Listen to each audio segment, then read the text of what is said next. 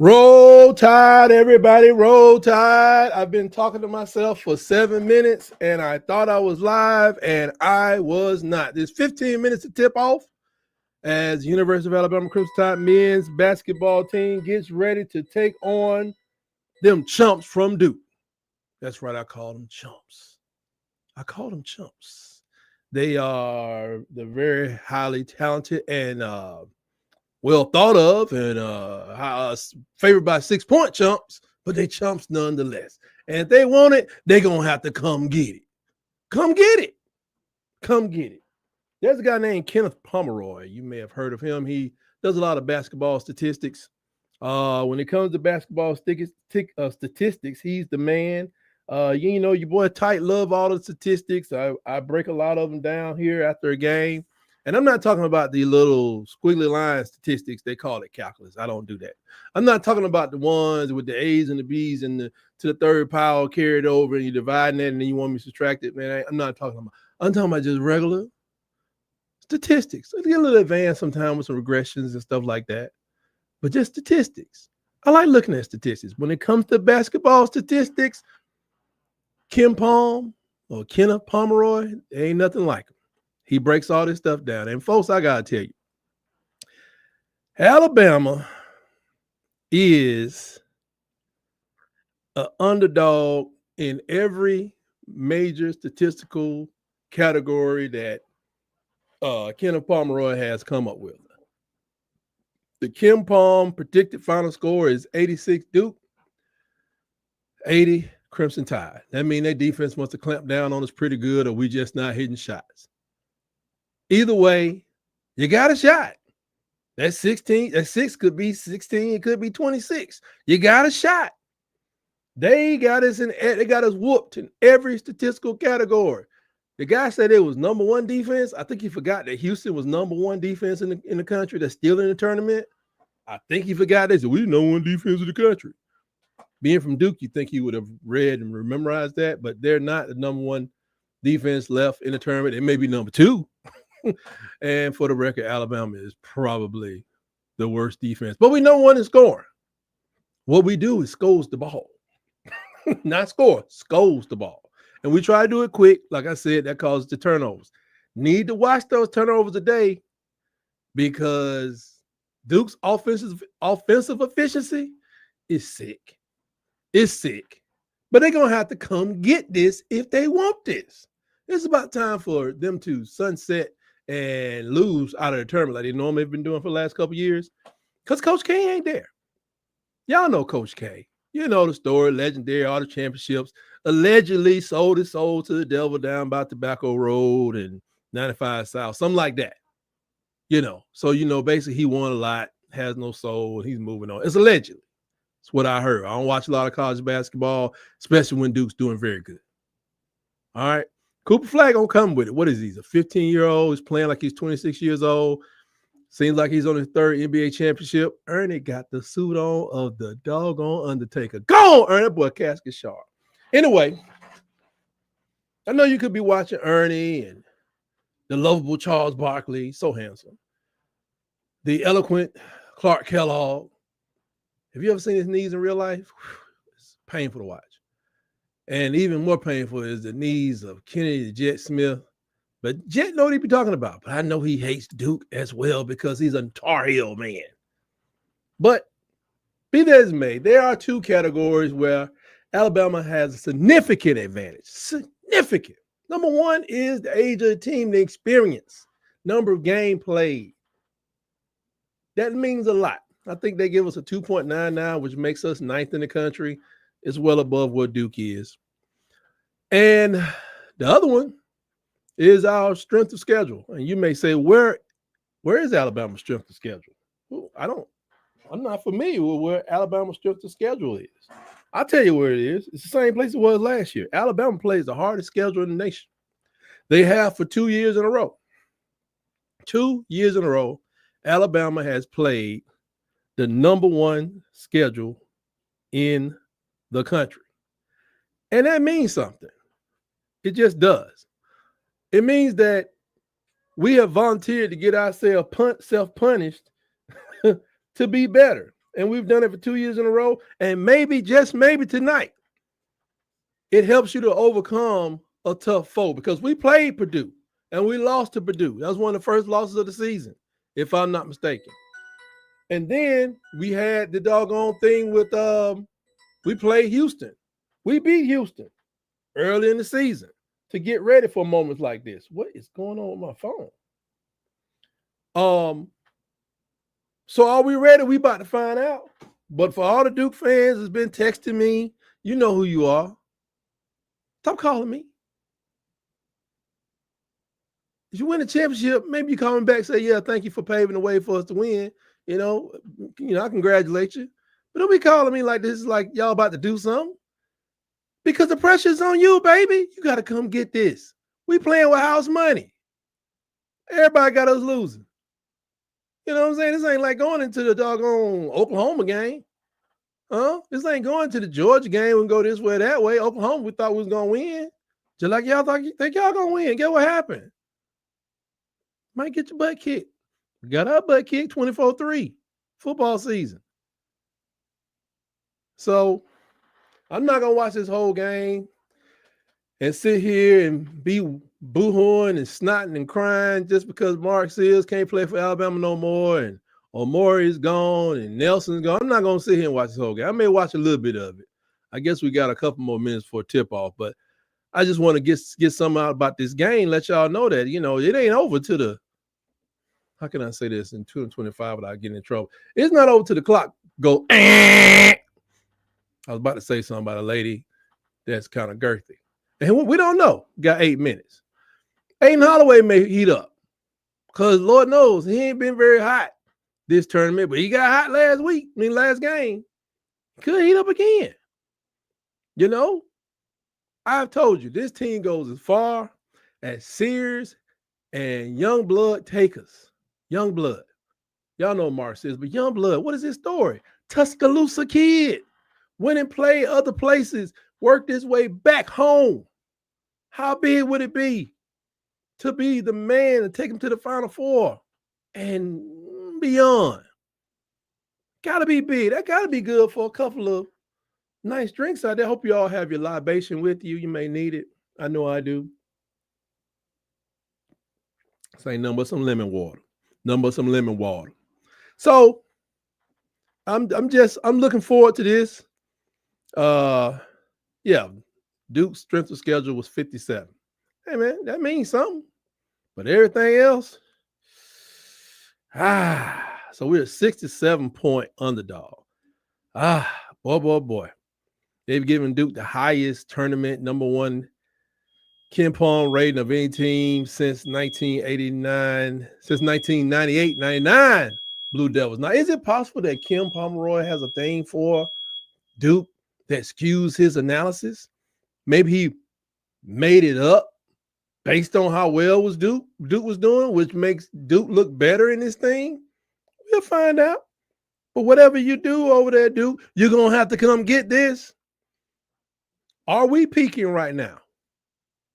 Is Alabama peaking right now? I don't know. We about to find out. But I want to switch gears real quick over to football. As you know, we just had our first scrimmage. It's reported that Ty Simpson, I think, threw for 3 touchdowns, no interceptions. Hey, it's a scrimmage. It's a scrimmage. I do know that our cornerbacks have been down. I'm not sure if Dominique Jackson has been allowed to practice, along with our tackles, Wilkin Formby and Caden Proctor. It's been held out because the coach DeBoer said in his press conference on Friday, a lot of the injuries they're dealing with now were the same injuries they had at the end of the season. And I'm like, sounds like some surgical stuff to me, or maybe some things just need time. This whole last 2 weeks they've been talking about, let's see, Fatua Toa Henry, linebacker, let's see, long snapper, the punter, a freshman punter at that, Alex Osperoff. He's a weapon. I don't know if you saw my video on him. He's a weapon. I think he's going to come straight out of high school and start punting for the University of Alabama. Think you don't need a punter? Punters ain't important? Go watch my video. And make sure you click like on this video and subscribe so you don't miss stuff when it's going down on this channel. A long snapper got hurt. God, or has been hurt. I don't know how hurt. Let's see, wide receiver Bubba Hampton. Of course, Dante Lawson had the problem with his arm. He's like in that brace sling thing. Keon Saab had the broken foot. Tight end Danny Lewis. And of course, I already said Caden Proctor. James Smith has been limited in practice. And Justin Jefferson. I don't see Wilkins Formby on this list, but I know I've heard his name earlier as being kind of down and out. Offensive line has been making some adjustments. On March 22nd, it was reported that the first team offensive line featured is people just interchangeably going in and out. Arkel Anugwam. I hope that is correct. Olis Alanine, Parker Brailsford, the center, Jaden Roberts, Casey Poe. However, got to remember that I think Former was out and Proctor was out. But so that's looking like your backup line a little bit. Two backups in there being Arkel and Casey Poe. But some are saying that Arkel Agnawam could end up being your starting right tackle. He's been seeing time at both sides. And freshman offensive lineman, and I saw it in the video. The guy is tenacious and nasty. Michael Carroll has been taking reps on the left and right side with the second unit, but they say he's been looking pretty impressive out there for a young man. Straight out of high school, IMG Academy down in old Bradenton, Florida. What is going on with my phone? It's supposed to be on silent, and I'm not getting any silence.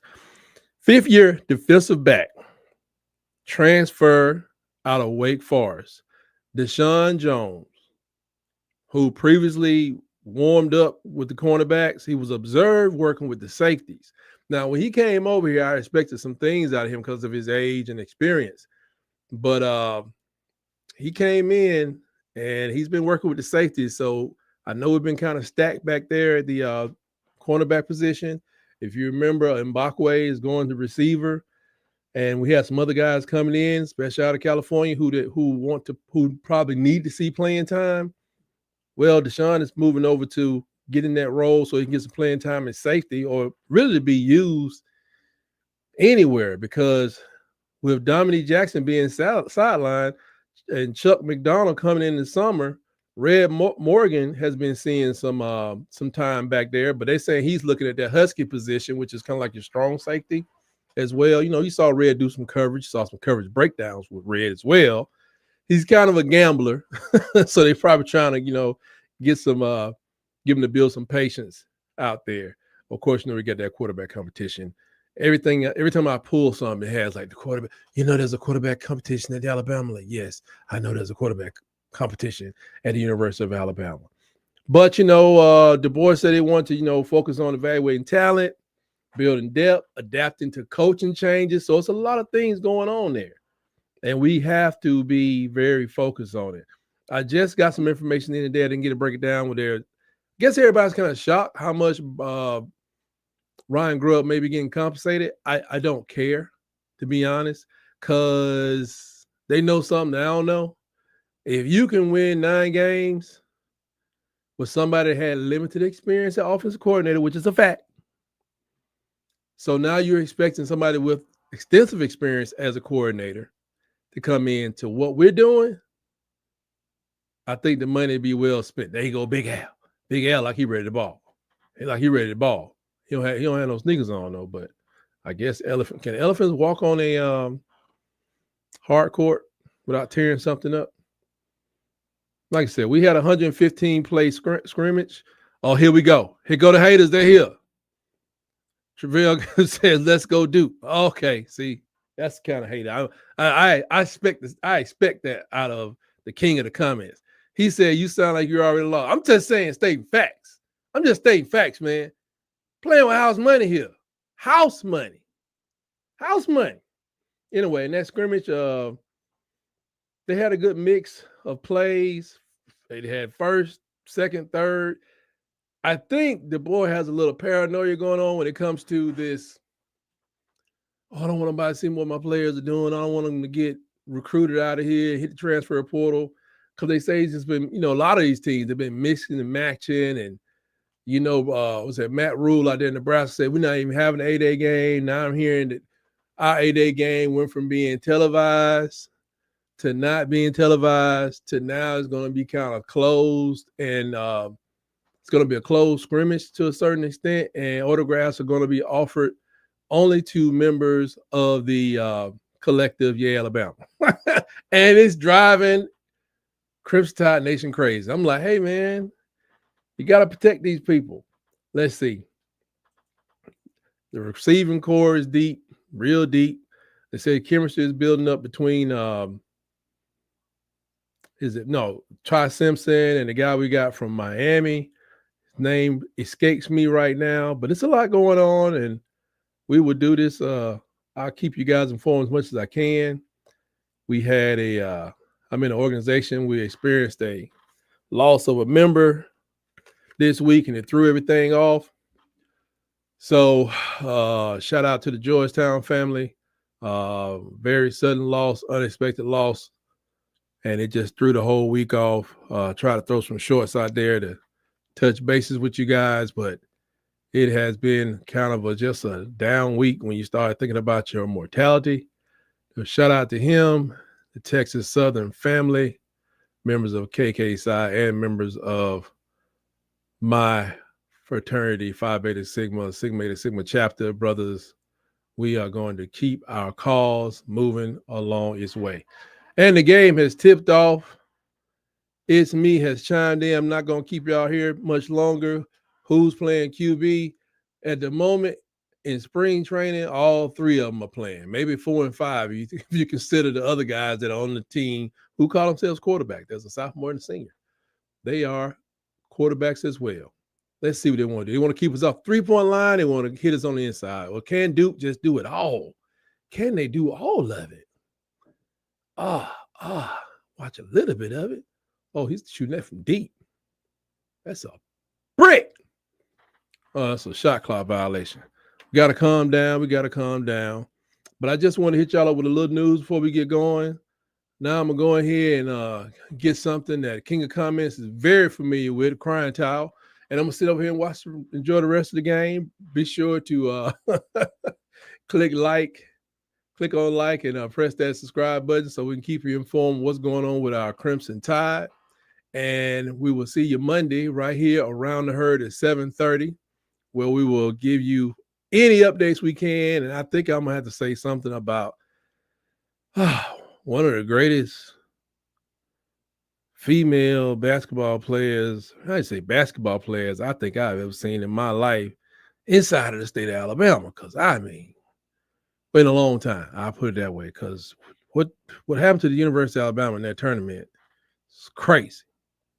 And I just want to thank her. I want to pay homage to the young lady who gave everything while the rest of the team, I guess, watched.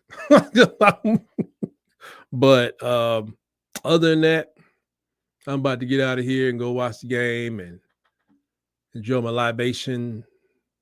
Oh, that was 2 points. Like that. Until next time, folks. Keep love first and roll, tide, roll.